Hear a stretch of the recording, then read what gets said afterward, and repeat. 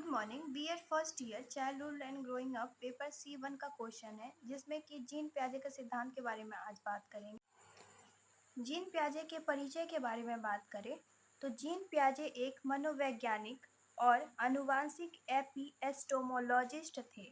वह अपने संज्ञानात्मक विकास के लिए प्रसिद्ध थे, जो इस बात पर ध्यान देता है कि बचपन के दौरान बच्चे बौद्धिक रूप से कैसे विकसित होते हैं। इसका जन्म 9 अगस्त 1896 में न्यू चैटल के स्विट्जरलैंड में हुआ था।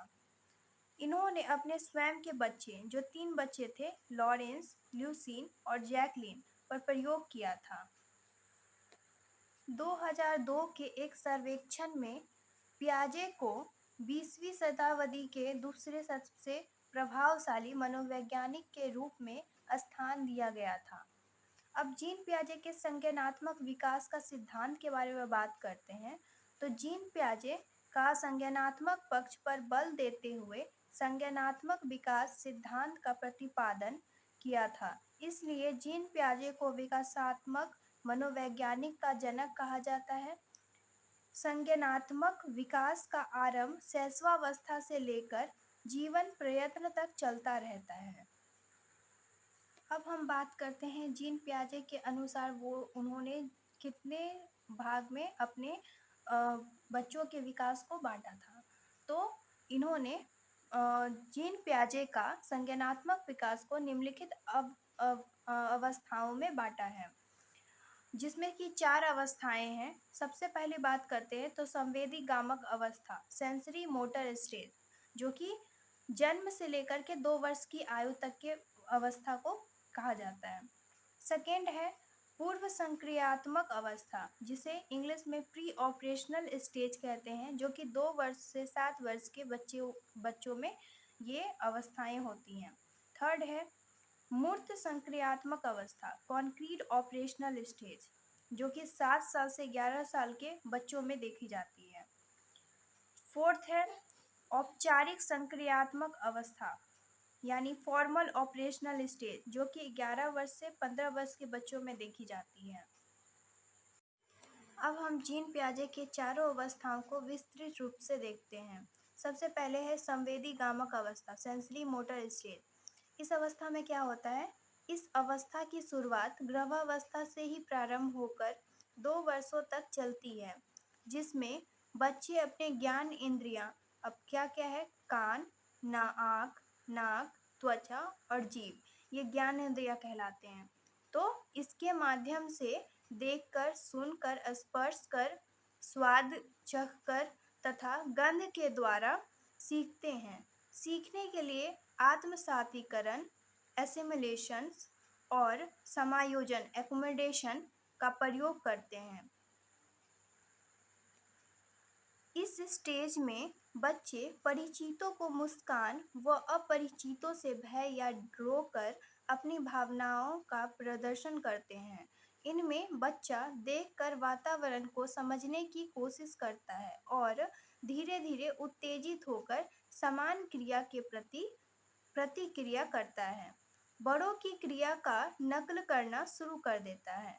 संवेदी गामक अवस्थाओं को बच्चों में होने वाले परिवर्तनों के आधार पर इन्हें 6 भागों में बांटा गया है, जो कि निम्न है। अब ये 6 भाग कौन कौन से हैं और इसके बारे में देखते हैं।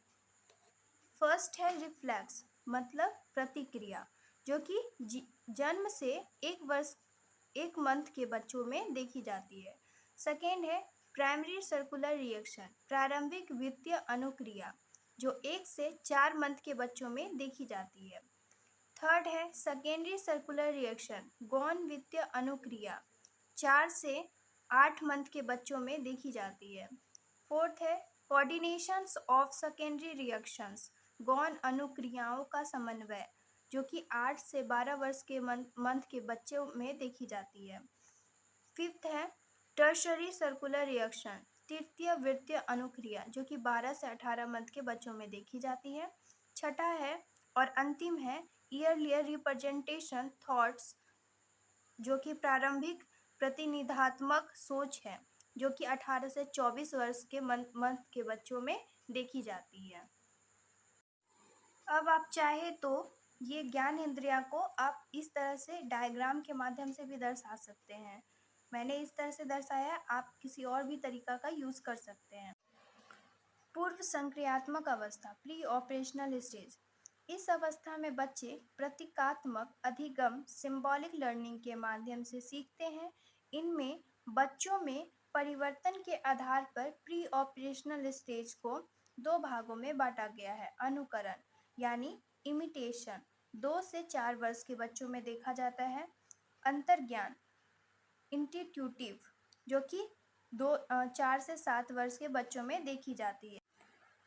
इमिटेशन में बच्चे नाटक करना शुरू कर देते हैं। साथ ही अकेंद्रवाद, ईगोसेंट्रिज्म, जीववाद, एनिमिज्म पर नियंत्रण करना प्रारंभ कर देता है। वही इंट्यूटिव अवस्था में बच्चा जिज्ञासु होने लगता है तथा तर्क करना शुरू कर देता है।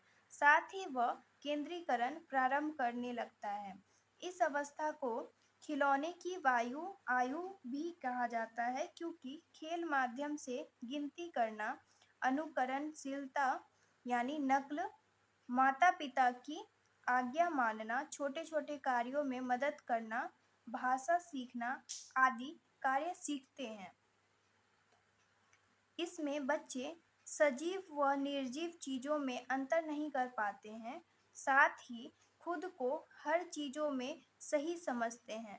चीज़ों को उलट-पुलट कर सही नहीं कर पाते हैं।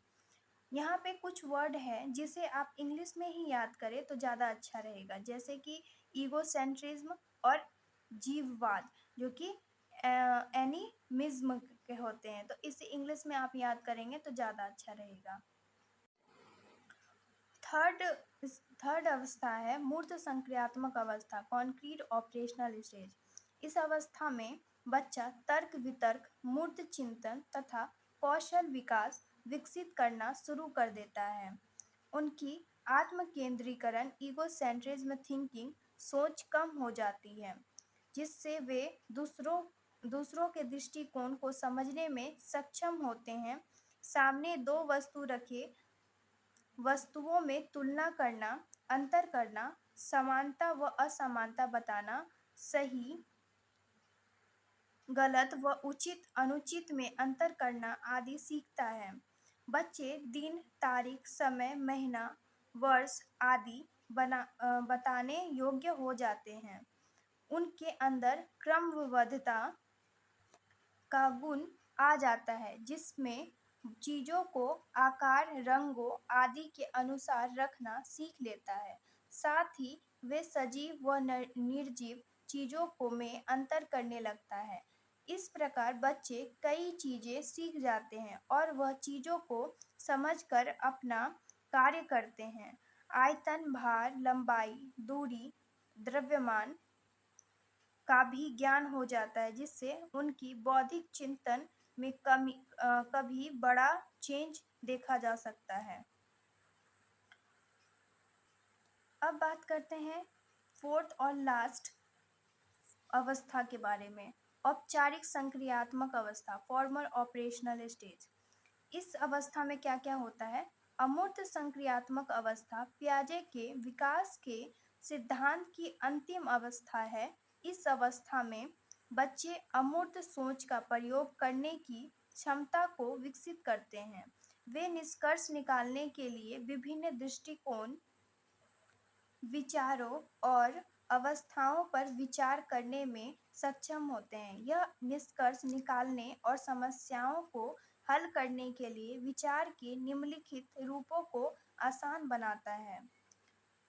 इनमें कुछ पॉइंट है: ड्यूटेटिव लॉजिक, नियमनात्मक तर्क, हाइपोथेटिकल सिचुएशन, परिकल्पित स्थिति, problem solving thoughts, the organisations of information, जानकारी के संबंध के माध्यम से समस्या समाधान करना। ये सब चीज़ें यूज़ करते हैं वो समस्याओं को सॉल्व करने के लिए। इसे तार्किक चिंतन की अवस्थाओं के नाम से भी जाना जाता है। इस अवस्था में मानसिक योग्यताओं का पूर्ण विकास हो जाता है। जीन पियाजे के निष्कर्ष के बारे में बात करें तो इस प्रकार निष्कर्ष के रूप में यह कह सकते हैं कि जीन पियाजे के संज्ञानात्मक विकास बच्चों के विकास को समझने के लिए महत्वपूर्ण है। साथ ही संज्ञानात्मक विकास के कुछ महत्वपूर्ण संप्राय अपने आप में ही बहुत प्रभावी है। जीन पियाजे ने अपने सिद्धांत में बच्चों के विकास को अपरिवर्तनीय माना है, किंतु इसमें बच्चे को अच्छे वातावरण देकर इनमें परिवर्तन लाया जा सकता है। लेकिन फिर भी बच्चे के विकास में पियाजे का सिद्धांत महत्वपूर्ण है।